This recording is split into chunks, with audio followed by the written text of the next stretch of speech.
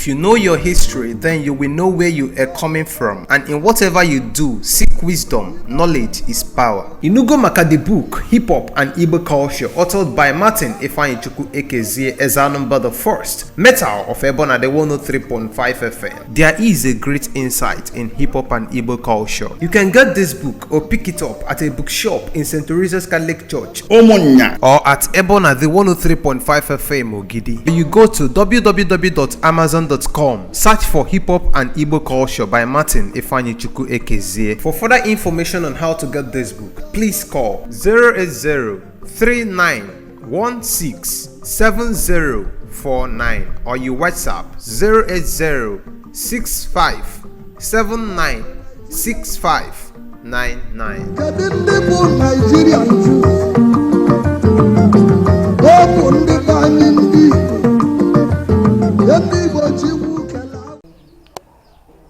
Okay, so sir, the issue bastalo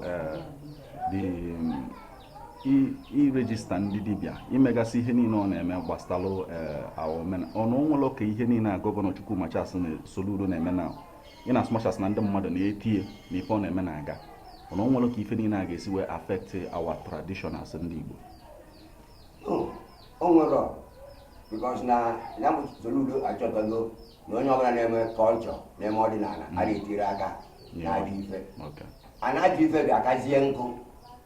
So now maybe by spiritual, I will say this is the only way for you to sanitize this thing, because also we know take insecurity. Okay. You understand? Yeah. Because all these bad people, all the same Dibia na world for Goa, Abromado, not Dibia na world for. Okay. So a good Dibia cannot empathize him Dibia a world more the injury about me or Siggy because if I see never. That is not the work of their ancestors. Okay. The true Dibia can tell you that. Man, a bad one so for they adopt one by all means. Ghana Lego because whatever I pursue will go. Understand? Yeah. Mubiaka go Peter. Oh, you go. Understand? Because now, okay, typho, okay, taro. So, which is nature. We turn a windmill arrow. Nango, Miloja waru, or your papa, but only a waru, or not if you whenever you needed water, that is where you find the water. Okay. Those days, like I run on now, you can see it here. Mbo, Enuba Nosa, when you open highly poison, but I'm also gonna run. You couldn't really need that here on more. That was never been a dissolved.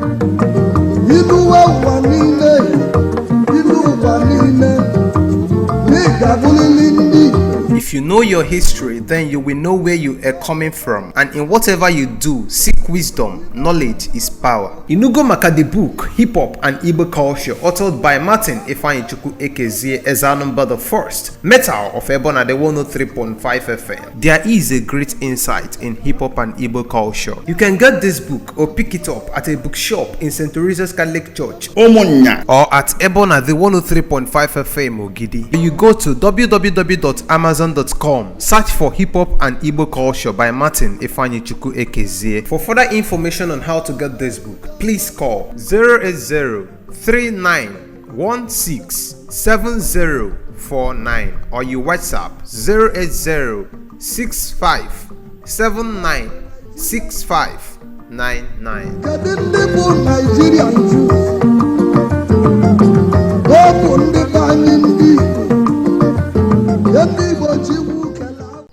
So that is what we are bringing back. You understand? So now, Mungara Sromadubia, or more Gapota, somebody, such a thin man. For see, okay. Yeah, you don't be the I needed I don't need, you can say the arrow, be the Benaro, Ben Naifa, never quite a BJ. Yabo, if I never have to say. So good year. So that I never, I got Sani Oji, Kulinabulia, yea, in Wanya, the thing will dissolve. automatically. Okay. Enwekwala okwu ndị ọzọ gasị na-eme ihe gbasalụ like abịa n'Ogidi a bụ mebi na mmadụ mefelu na onwe ife o mere na-adịrọ mma na ọ chọrọ ka ọ yọọ mgbaalụ ma ụmụ ihe ndị a kedu gasị otu esi eme ihe dị na ya n'Ogidi? A ga-ezobere arụ ezobe. Onye ọbụla mere arụ ga-apụta ike bụ onye mere arụ. Enwe ndị na-eme ya arụ, enwe ndị na-akpụ arụ akpụ. So all those people, enwe ndị ọ bụ ọrụ pa. Like ndị nri. Okay. Yes, mụ myself na-adụrụ kpọọ nne anya bụfụ na katakata because nwere ebe attack na-adịrọ. Ebe self nọ n'obi a, a na-enwe attack from different angles. Why I'm supposed to be here? Why I'm supposed to be here? One about I must be here. Yes. So now can we look at today? So no, he said this thing. So don't worry about it now. He cannot be free. He can really attack. Okay. Yeah. Okay. So, kedu advice you got offer to Governor Gov Soludo na this entire process of maybe register mandate bia mwenye na na megase that in as much as like an emia ke we nwe ike we prevent imegide ndị aka ha dị ọcha even di mi abo agwụ ara ejọrọ ọrụ oyibo agwụ be nna akpọ na tamụ ọ bụ civil servant agwụ be nna akpọ na tamụ ụda dị very close nataba gakwado Bible na afa ugo ko ndi ndu pasin na ba yenye mo kwa ka chokwa we were all people we maybe when you want to do very close. So my installation here Oluni Boma I got on by a back door Ezimpo never my bomb Munaka the guy came in here and that guy came in here there has been a great light in here this opening. So people can So, with the ENM Bastalo security, a lot of people now say, yes, Governor, you continue with the onslaught. You make sure that the onslaught continues. Most people know from the perspective of lay person, and from the perspective of lay person, just onslaught against native doctors, but all it's not just about native doctors, it's about evil native doctors. Now, Governor cannot differentiate. A lot of people cannot differentiate. It will only take you, both the native doctor, to tell no one can do to no one can do to or no only do to here we are down Mafa. More details on because other affair today only here Bastalia, then only Hojo. Now, somebody like Akwoko Tiwalake, I charge gear with robbery, with so many things so far. And in as much as 9 Kuyeni now, was Sandy Dibia, the pastors that be involved because whenever involved in Dibia, and the pastors na Jacopa. So, key differentiates here for a lay person to understand. Most times when people want to make comments on social media, or abolo ndi dibia no ko we malo no ka ha we need differentiate the evil ones from the right ones.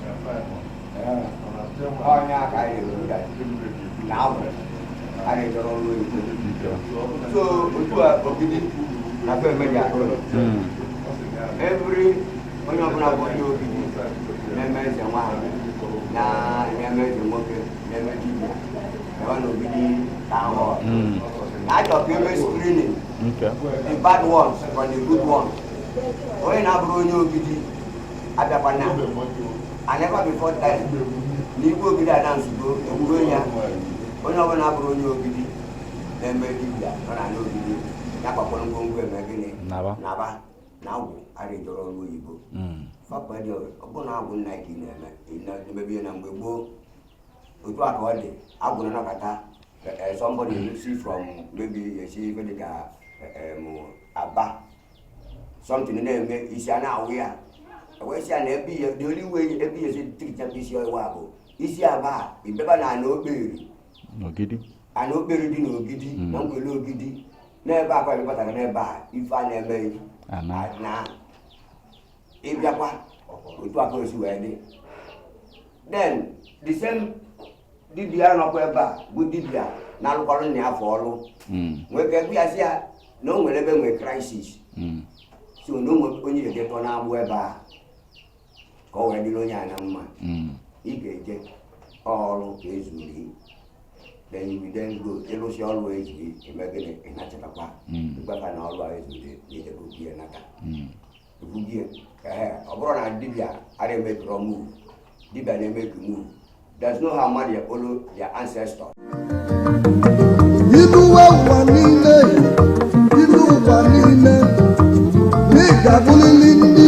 If you know your history, then you will know where you are coming from, and in whatever you do, seek wisdom. Knowledge is power. Inugo maka the book Hip Hop and Igbo Culture, authored by Martin Ifeanyichukwu Ekezie Ezanumba the First, Metal of Ebona the 103.5 FM. There is a great insight in hip hop and Igbo culture. You can get this book or pick it up at a bookshop in St. Teresa's Catholic Church, Omonya, or at Ebona the 103.5 FM Ogidi. You go to www.amazon.com, search for Hip Hop and Igbo Culture by Martin Ifeanyichukwu Ekezie. For further information on how to get this book, please call 08039167049 or you WhatsApp 08065796599.